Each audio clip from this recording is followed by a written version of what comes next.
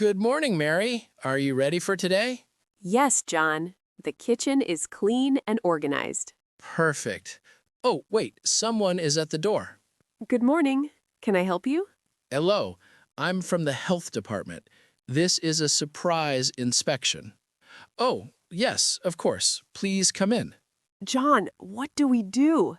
Stay calm, Mary. We follow the rules every day.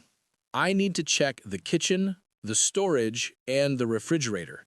Yes, sir. Everything is here. Please follow me. Mary, show him the temperature log, too. Here it is, sir. We check it every morning. Good. The floors are clean. The food is covered. Temperature is correct. We train our team every week, sir. I see.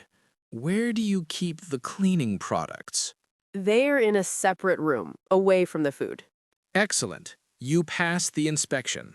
Thank you, sir. We work hard to keep everything safe. Yes, we do. We care about our customers. Keep up the good work. Here is your report.